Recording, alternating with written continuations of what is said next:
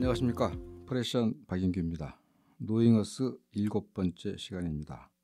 지난 시간에는 그 서부로의 팽창과 이 미국의 팽창을 정당화하는 이데올로기로서 명백한 운명에 대해서 말씀을 드렸습니다.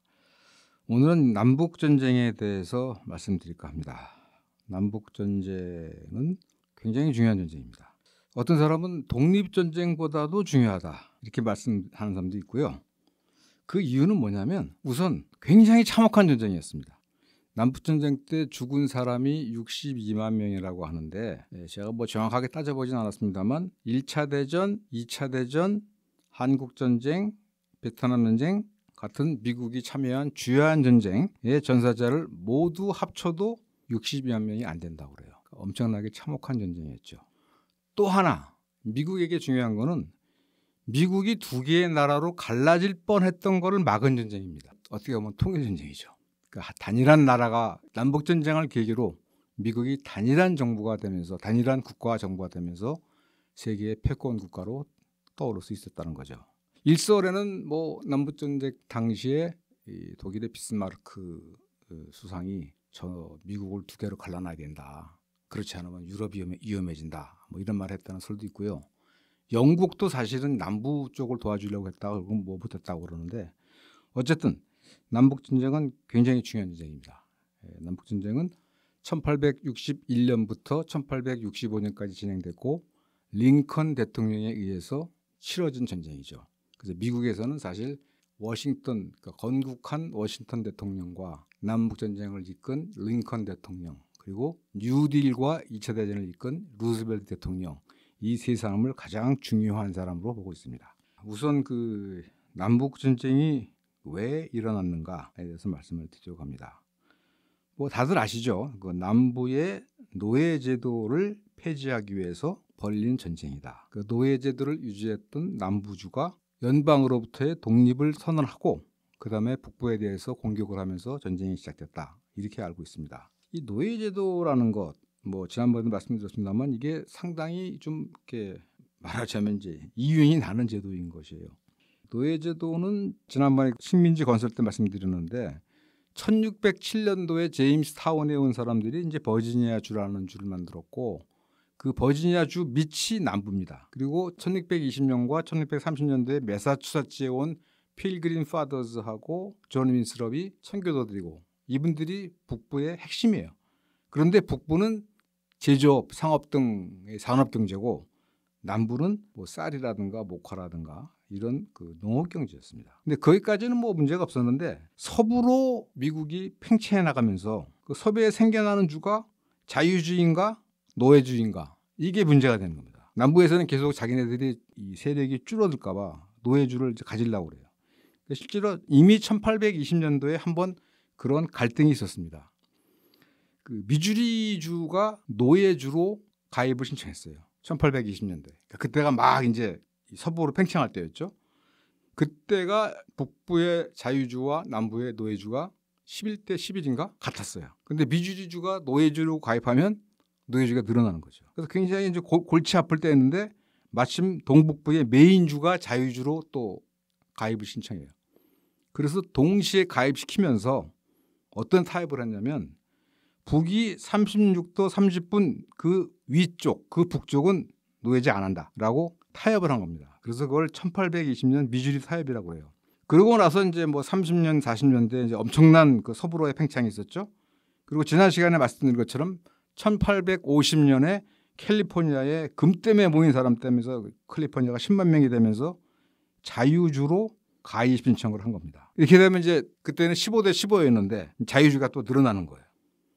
남부는 이제 또 걱정이 되는 거죠. 남부에서 이제 굉장히 그 이 노예제를 강화하기 위한 뭐 법들을 막 만듭니다. 뭐 도망노예법 이런 건데 도망노예법이라는 건 뭐냐면 내 소유의 노예인데 도망갔어라고 그냥 노예 소유주가 증언만 하면 인정해 주는 거예요. 재판도 안 받고 뭐 그런 정도로 이제 좀 억압적이 돼 갖고 또 1852년도에는 그 유명한 엉클 톰 스케빈 톰 아저씨의 오두막 그 해리엇 비처 스토어라는 부인이 이게 엄청나게 뭐 이 책이 엄청나게 팔리면서 북부에서는 하여튼 노예제 폐지 여론이 엄청나게 이제 일어나죠.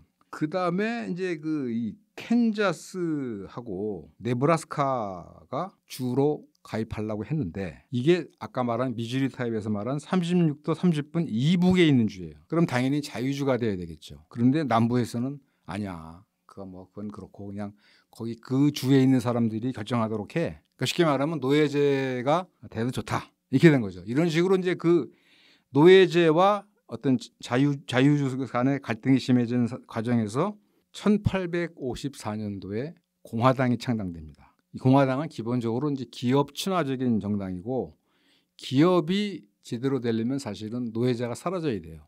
자유로운 임금 노동자가 필요하니까. 공화당이 창당되면서 남부와 북부의 갈등이 대단히 첨예해집니다. 그 과정에서 1857년도에는 또 이 경제 공황이 발생해가지고 북부도 경제적으로 큰 타격을 입어요. 또 이런 데다가 또 대법원에서 아까 처음에 말씀드린 미주리 타입은 위헌이라는 판결이 나옵니다. 그러니까 북이 36도 30분 이상은 노예제를 시행하지 않는다라는 거는 주의 권리를 침해했으므로 위헌이다. 그러니까 노예제를 해도 좋다는 소리죠. 이렇게 막 그 노예제를 둘러싼 갈등이 대단히 심해집니다. 1856년도에는 이런 과정에서 이제 뷰캐넌이라는 사람이 대통령이 당선됐는데 이 사람은 이제 아까 말씀드린 캔자스의 노예주를 인정을 해요. 약간 이제 뭐 남부가 이겼다고 할 수 있겠죠. 그러나 그때도 아슬아슬하게 떨어졌던 링컨이 1860년 11월 선거에서 드디어 대통령에 당선이 됩니다. 당연히 남부에서는 큰일 났다. 그래서 1861년 2월 달에 사우스 캐롤라이나 등 7개 주가 남부연합을 결성해서 독립을 선포했고 4월 12일 날 먼저 선공을 해서 전쟁이 발발한 겁니다. 사실은 북부와 남부가 이 인구 규모나 산업 규모로 보면은 상대가 안 돼요. 북부는 인구가 2,200만, 남부는 900만. 이 중에 흑인은 350만, 그러니까 백인은 550만. 그러니까 백인만 따지면 4대 1. 그 당시엔 GDP가 없을 때였는데 자본 총액을 보면 9.5억 달러 대 1억 달러. 철도 길이는 2만 3천 킬로미터 대 9천 마일. 그러니까 뭐 한 3, 4대 1 이상의 국력 차이가 있었죠. 그런데 뭐 남부는 그 리 장군의 대단히 탁월한 군사 지휘로 2년 동안 쉽게 안 밀립니다. 첫 번째 전투가 워싱턴 근교의 불런이라는 데서 있었는데 그때는 이제 북부에서 쉽게 이길 줄 알고 워싱턴 시내에서 그 구경 나왔대요. 워싱턴 근처인데. 근데 이제 깨졌죠, 북군이. 그래서 완전히 뭐 망신당했다고 그러는데 그 유명한 얘기가 그 6.25 때 미군이 중공군한테 패하면서 당시 애치슨 국무장관이 뭐라고 그랬냐면 불런 전투 패배 이래 최대의 치욕적 패배다. 이렇게 얘기를 했어요. 그러니까 불런 전투도 굉장히 큰 전투죠. 그러니까 계속 남군이 이기는 거예요. 남군은 하여튼 자기네 분리 독립만 인정받으면 되니까. 그러니까 여기서 링컨이 회심의 한 수를 던집니다. 62년 9월, 그러니까 전쟁 나고 한 1년 반 됐을 때죠. 노예 해방령을 발표한 거예요. 63년 1월 1일부터 모든 흑인들을 해방시키겠다. 뭐 굉장히 잘한 일이죠. 근데 사실은 다른 노림수가 있었어요. 영국이 남부를 도와서 개입하는 것을 차단하기 위한 거였어요. 영국은 그 당시에 뭐 세계 최대의 공업 국가였기 때문에 미국 남부에 목화를 수입해서 의류들을 많이 만들었거든요. 그러니까 남부를 도와주고 싶었죠. 근데 노예 해방령이 나오니까 이게 영국은 이미 1800년대 초에 노예제를 폐지한 나라라서 여론이 바뀌죠. 말하자면 참전을 할 수가 없었죠. 그리고 이제 이 노예 해방령을 미국에서 이제 수정헌법 몇 조 이렇게 얘기하는데 Bill of Rights라고 그래가지고 미국 사람들은 헌법을 바꾸는 게 아니라 필요할 때마다 헌법을 이렇게 덧붙여요. 그래서 헌법 수정조항 13조가 노예 해방령이고 헌법 수정조항 14조가 흑인에도 시민권을 인정하겠다. 또 헌법 수정조항 15조가 흑인의 참정권을 보장하겠다. 이렇게 막 일련의 평등한 조치를 취합니다. 이렇게 해서 결국은 전황이 바뀌면서 65년 4월 9일 날 남군이 확항복을 하고 전쟁은 끝납니다. 아까 말씀드린 것처럼 전사자가 62만 명입니다. 북군은 36만 명, 남군은 26만 명입니다. 전쟁이 끝나고 닷새 후에 링컨이 암살당합니다. 이 비극이죠. 이렇게 해서 4년, 만 4년에 걸친 전쟁이 끝납니다. 이 전쟁의 결과는 뭐냐? 첫째, 노예제가 완전히 종식됐다. 그리고 미국이 진짜 명실상부한 단일 국가로 통일됐다. 남북 전쟁 이전까지 미국에서 그러니까 예를 들어서 이제 미국에 가면 야, 너 어디서 왔냐? 이렇게 물어보면 뭐 한국에서 왔어, 일본에서 왔어 그런 게 아니라 나 콜로라도에서 왔는데 나는 캘리포니아에서 왔어. 그러니까 주라는 게 하나의 국가예요, 이 사람들은. 그래서 남북 전쟁 이전까지는 유나이티드 오브 스테이츠, 복수. 미국은 할 때 미국을 복수로 불렀어요. 그러니까 여러 개의 나라들이 한데 뭉쳐 있는 국가다라고 했는데 남북 전쟁이 끝나고 나서부터는 유나이티드 스테이츠 오브 아메리카 is 단수가 된다는 겁니다. 그러니까 단일 국가였다는 소리죠. 어쨌든 이렇게 해서 노예제가 종식이 됐고 미국 연방을 존속시켰죠. 명실상부한 단일 국가를 만들었는데 그러면 과연 남북 전쟁은 노예제를 종식시키기 위한 전쟁이었나? 노예제 종식이 남북 전쟁의 목표였나? 그렇지는 않습니다. 많은 진보적 역사학자들이나 이런 분들은 뭐라 그러냐면 노예제 폐지는 역사의 진전이라고 볼 수 있고 남북 전쟁의 목표이긴 하지만 그것이 최대의 이유도 아니고 유일한 이유도 아니다. 가장 큰 이유는 좀 전에 말씀드린 것처럼 연방의 유지였고 또 하나는 남부를 북부화시키는 것이다. 이게 무슨 소리냐? 남부를 북부화시킨다. 남부는 농업경제예요. 전근대적 농업경제고 북부는 산업경제예요. 자본주의적 산업경제예요. 예를 들면 1800년도에 북부는 농업인구가 70%였는데 1860년이 되면 40%로 거의 반으로 줄어듭니다. 그런데 남부는 1800년대에도 1860년, 60년이 지난 후에도 농업인구가 80%입니다. 완전히 다른 이질적 사회경제체제죠. 그러니까 폭력을 통해서 남부를 자본주의한 것이다. 이게 남부의 북부화라는 의미입니다. 그리고 이것은 더 나아가서 사실은 세계의 미국화의 시작이다. 그러니까 세계를 자본주의한 것의 첫 번째 사례다. 그래서 어떤 사회학자는 북부가 남부에게 행했던 일은 그 폭력이죠. 엄청난 폭력은 이후 미국이 세계의 다른 곳의 후진적인 또는 전통적인 사회에게 한 일에 대한 최초 사례다. 이렇게 말을 합니다. 지지난 시간에 미국 헌법의 경제적 해석이라는 책을 쓴 찰스 비어드라는 역사학자도 남북 전쟁은 미국 역사에서 농업시대와 산업시대의 분기점이 된다. 그러니까 남북 전쟁 이전에는 미국은 농업국가였어요. 남북 전쟁 이후는 자본주의 산업국가입니다. 전쟁의 결과 북부 자본주의가 우세해지고 중요한 것은 금권 정치가 출현했다. 이렇게 얘기합니다. 그러면 남부를 북부화하고 세계를 자본주의하기 위한 첫 번째 전쟁이 남북 전쟁이었다라는 해석을 뒷받침할 수 있는 증거들이 있을까요? 있습니다. 우선 전쟁이 일어나고 한 3개월쯤 됐던 1861년 7월 4일 날 링컨이 뭐라고 그랬냐면 나는 노예제주들의 간섭할 의도가 전혀 없다. 남부주들의 연방 탈퇴가 진짜 문제다. 흑인 노예들에게 사회적 정치적 평등권을 주는 것은 지지하지 않는다. 쉽게 말하면 링컨의 목표는 노예제가 서부에서 확대되는 것을 막음으로써 백인들이 자력으로 더 나은 삶을 이루도록 하는 것이다. 그러니까 미국이 계속 서부로 팽창해 가는데 그 서부로 팽창해 가는 중에서 노예제가 계속 유지된다면 이 중하층 이하의 백인들이 삶이 어려워진다. 그래서 나는 연방을 하나로 보는 것과 함께 노예제의 폐지를 원하는 것이다. 이 링컨이라는 사람 자체가 일리노이라고 그 당시 서부 출신이고 스스로 자수성가한 사람입니다. 이 사람은 뭐라 그러냐면 그래서 링컨은 삶이란 것은 경주다. 생존 경쟁이다. 이런 얘기까지도 했는데 1861년도에 이런 얘기를 했고 1862년도에 노예제 폐지론자들이 아니 북군이 왜 이렇게 못 싸워? 좀 더 열심히 하지? 라고 했더니 뭐라고 그랬냐면 그때 이제 1862년도에 링컨이 한 말이 이 투쟁에서 나의 최우선 목적은 연방을 지키는 것이다. 노예제를 지키려는 것도 파괴하려는 것도 아니다. 단 한 명의 노예도 해방시키지 않고 연방을 지킬 수 있다면 나는 그렇게 할 것이며 모든 노예를 해방시킴으로써 연방을 지킬 수 있다면 또 그렇게 할 것이다. 그러니까 이 연방제를 지키는 것, 미국을 하나의 단일한 국가로 남도록 하는 것, 이게 링컨의 가장 큰 정치적 목표였다고 할 수 있습니다.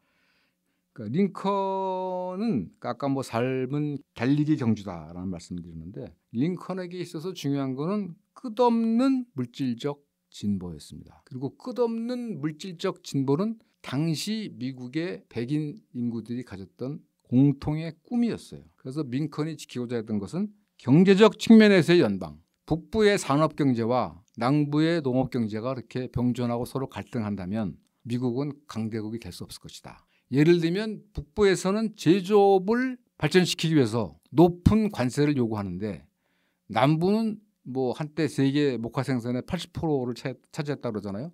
그러면 수출을 하고 수입을 하려면 관세가 낮아야 됩니다. 그러니까 이런 경제적 이해관계가 갈등을 하죠. 그렇기 때문에 결국은 힘으로 남부를 누를 수밖에 없는 것이었고, 링컨에게 있어서 미국 연방은 나눌 수 없는 하나의 경제적 단위다. 그러기 위해서는 폭력을 쓸 수밖에 없다라는 것이었죠. 그 1862년에 링컨이 노예 해방령을 발표할 아마 그 즈음이라고 생각이 되는데, 그때 뭐라고 그랬냐면 한 정부 관리, 내무부 관리한테 노예 해방령이 시행되는 1863년부터 전쟁의 성격이 바뀔 것이다. 그것은 정복 전쟁이 될 것이다. 남부는 파괴되고 새로운 제안들과 새로운 생각들로 대체될 것이다. 이게 말한 다시 아까 말씀드린 남부의 북부화, 세계의 미국화라는 것이죠. 원래 이 우리나라의 6.25도 마찬가지지만 이 동족 상잔의 전쟁이 된 게 대단히 참혹합니다. 사실은. 그 토털 워라는 말이 있죠. 전면전. 이 토털 워라는 뜻은 뭐냐면 원래 전쟁을 하면 그냥 군인끼리만 싸워가지고 거기서 승부를 내가지고 이긴 사람이 그냥 정복자가 되는 거예요. 지배자가 되는 것. 그런데 이 토털 워는 뭐냐면 민간 경제까지도 민간인까지도 파괴하고 정복하는 거예요. 그러니까 좀 참혹한 것이죠. 그런데 많은 사람들이 얘기하기를 남북 전쟁은 최초의 토털 워다. 그래서 그 대표적인 사례가 뭐냐면 1864년도에 셔먼이라는 장군이 애틀란타서부터 사바나까지 행군을 하면서 그 중간에 있는 모든 민간 경제 민간인들을 막 학살하고 파괴하고 막 그럽니다. 그런 결과 남북 전쟁에서 남부의 550만 백인 인구 중에서 군대 갈 수 있는 나이, 그러니까 뭐 한 18세에서 한 40세 되겠죠. 군대 갈 수 있는 나이의 남성 중에 4분의 1이 그러니까 25%가 죽었고, 이 밖에 민간인 5만 명이 학살당했고, 가축의 40%가 몰살당했고, 농장 설비의 50%가 파괴됐고, 철도 수천 킬로미터가 파괴됐고, 그 결과 남부의 국부는 전쟁이 일어나기 전 1860년도에는 미국 전체 국부의 30%였는데 전쟁이 끝난 후에는 12%로 줄어든다. 그러니까 상대적인 경제의 크기로 봐도 3분의 2 가까이가 파괴된 거죠. 그야말로 완전히 작살난 겁니다. 이것 때문에 남부의 북부에 대한 어떤 원한이랄까요? 이거는 대단히 강력합니다. 그 또 하나 그런 그 남부와 북부 간의 그런 갈등을 하나 뭐 사례로 예를 들면, 요즘에도 뭐 그 남부 연합기, 컨페더러시라고 남부 연합기를 쓰는 데가 있고 최근에 많이 없앤다고 그러는데, 그 플래툰이라는 그 월남전 베트남전 영화가 있어요. 올리버 스톤 감독이 만든 영화인데, 거기 보면은 이제 그 미군 막사에 그 남부 연합기를 이렇게 딱 갖고 걸어놓고 있는 장면도 많이 나오고요. 더 중요한 거는 이 남북 전쟁이 흑인 노예제를 폐지하기 위한 것이 주목적이 아니었다는 이유가 어디에 있냐면, 북부가 남부를 이긴 다음에 남부에 군정을 실시합니다. 그게 한 1865년부터 77년까지 뭐 재건식이라고 그러는데 리컨스트럭션이라고 하는데, 그래서 그 당시에는 흑인들한테 이 참정권을 줬어요. 그래서 한 60년대 말쯤에는 남부에서 그 백인 주권자가 60만 명인데 흑인 주권자가 70만 명이 넘을 적도 있었다고 그래요. 그러니까 여기에 반발해가지고 KKK 쿠클럭스 클랜 KKK 당이 결성되기도 했고 그랬는데, 한 10년이 지나서 1876년부터는 이제 남부 8개주가 독립적으로 이 남부인들만에 의한 정부를 수립했고, 결정적으로 1876년 대선에서 공화당의 헤이스 후보가 일반 국민 투표에서는 25만 표가는 졌는데 선거인단 투표에서는 막상막하했어요. 뭐 여러 번은 했대요. 하여튼 뭐 몇 번인가 수십 번 했다 그러는데, 그때 남부에서 헤이스를 대통령으로 인정하는 대신에 남부의 자치권을 돌려주라. 남부에 주둔한 연방군대 철수시키고 남부에 있는 연방정부 관리 임명권을 남부한테 주라. 그래서 거기에 합의합니다. 그러니까 한 10년 동안 북부 쪽에서 흑인들의 어떤 뭐 이 평등권이랄까 복지를 위해서 노력을 했지만 1877년 그 대선을 계기로 북부가 손을 뗀 거예요. 그러고 나서는 1890년대에는 이른바 짐 크로우법이라고 그래가지고 아주 정교한 인종 분리 체계가 나옵니다. 그러니까 1960년대에 60년대에 흑인 민권 운동이 날 때까지는 역시 남부의 흑인들은 엄청난 차별과 고통 속에 살아야 했다는 거죠. 그러니까 이 남북전쟁의 목표가 흑인 노예제에 폐지됐다는 것은 약간 좀 과장됐거나 미화됐다고 할 수가 있습니다. 오히려 제가 말씀드린 것처럼 남부의 북부화, 남부의 자본주의화라고 말할 수가 있고, 그 한 뭐 이탈리아 역사가라고 하는데요. 뭐 라이몬드 루락이라는 사람이 뭐라고 그랬냐면, 이 남북 전쟁은 전 지구적인 산업적 식민지 과정의 일부다. 그러니까 미국 내에서도 그 자족적인 농업 경제를 폭력으로 파괴하고 자본주의 경제권으로 받아들였고, 이것이 앞으로 미국이 스페인 전쟁 이후에 전 세계를 향해서 나아갈 그 어떤 자본주의화 또는 뭐 식민주의화의 서장이다. 그런 얘기죠. 그래서 남북 전쟁은 전 세계적 차원에서 일어난 근대화 과정의 아메리카판이다. 이렇게 얘기합니다. 그래서 이 뭐 어떤 모리스 버만이라는 미국 사회학자인데, 이분은 미국의 배금주의가 배금주의, 물질주의 이게 너무 싫어서 멕시코로 이주한 분인데, 미국은 어떻게 실패했는가 뭐 이런 책을 썼어요. 거기서 그 이 남북 전쟁에 관해서 제가 말씀드린 그런 논지의 그 얘기를 쭉 풀면서 이분의 결론은 남북 전쟁은 독립 전쟁 이상으로 미국 역사를 규정하는 사건이었다. 자본주의와 근대화를 가는 것이었고, 그것은 당사자의 동의와는 무관하게 이 자본주의 중심부의 폭력에 의해서 가능했다.